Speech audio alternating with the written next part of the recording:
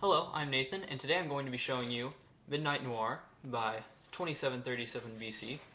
And it is a Ceylon tea, which is a Sri Lankan black tea, and they have also added some orange flavoring. So I'm going to go ahead and show you the leaves. First I want to show you this cool picture. The packaging is really nice. It's a tin, which is great because it's easier to stack. It's just really durable, and it's got this really cool picture of the city on it. So I hope you can see through the glare of the light on there. I'm going to go ahead and show you the leaves, and as you can see, let's let it adjust there. It's kind of hard to see in this lighting. There we go. It's adjusting. See, they're very thinly rolled leaves. Here's just one, and they're about medium size.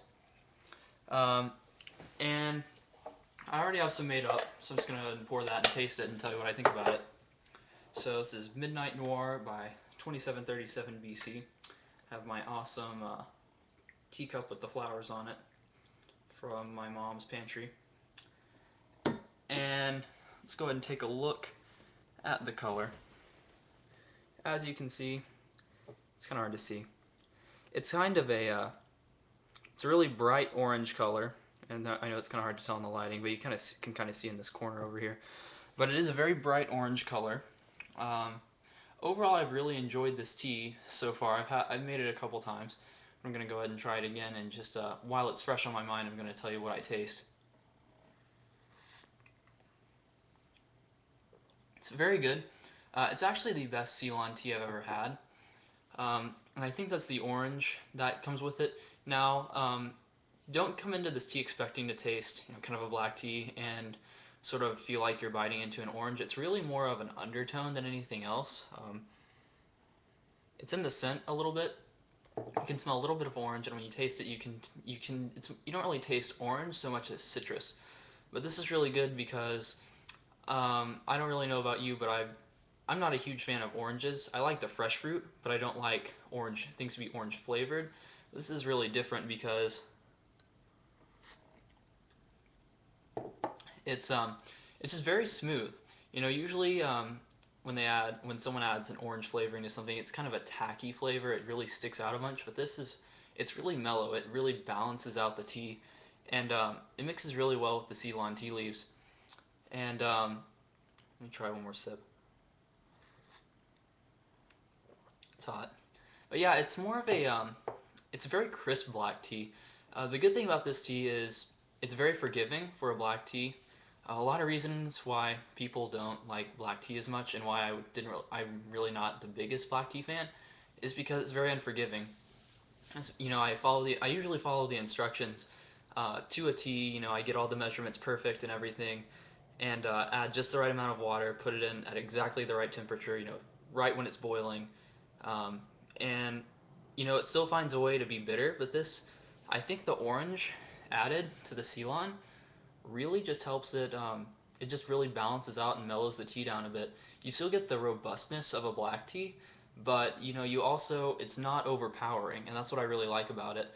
It's really a good entry-level black tea, and it's not as daunting as going into something different like maybe Darjeeling, which is a little darker, and Assam, which is it's a little smoother, but it's still pretty bitter for a black tea. But the Ceylon is perfect, and the orange complements it, and it just makes it that much better. So I did, the package says, or the card they send with you says to add half an ounce and do 4 cups of water. But since it's only me, I wanted to make a little smaller serving, so I just did 1 teaspoon exactly, and I did I really don't know how much water I added. I had, the teapot's about this big. I added about water up to about here. So about that much. I'm going to say this is I really have no idea. I'm going to say 24 ounces. This looks like it'd be about the size of 2 Coke cans. So I probably added about 10 ounces of water, which is about, what's that, a cup and a half and a teaspoon.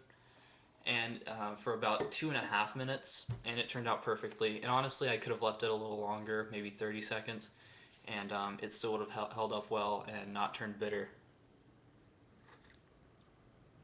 but it is a very delicious tea. I had it with breakfast this morning, and well, it actually was my breakfast.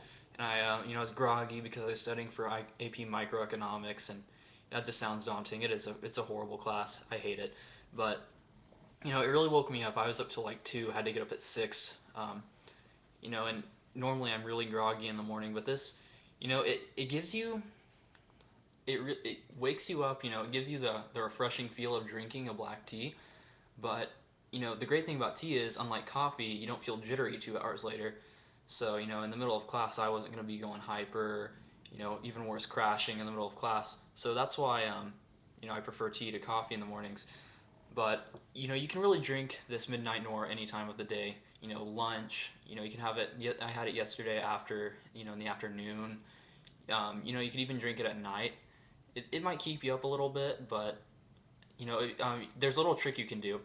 And what you do is you add, you still have the boiling water, and you just soak the leaves for about 30 seconds. Then you pour it out, and then you steep your tea like you normally would, and that gets rid of about 70% of the caffeine. So this the Midnight Noir by 2737 BC. Perfect anytime tea. I definitely enjoy it. It's the best Ceylon I've ever had, and I've had quite a bit of it. So definitely check it out, and check out the rest of their products. They've got some really good tea. So far, they've sent me some samples, and I like what I've been tasting so far. So be sure and check them out. Go to their website, 2737bc.com. I'll leave a link in the description below. And I will see you next time on another episode of Nathan TV.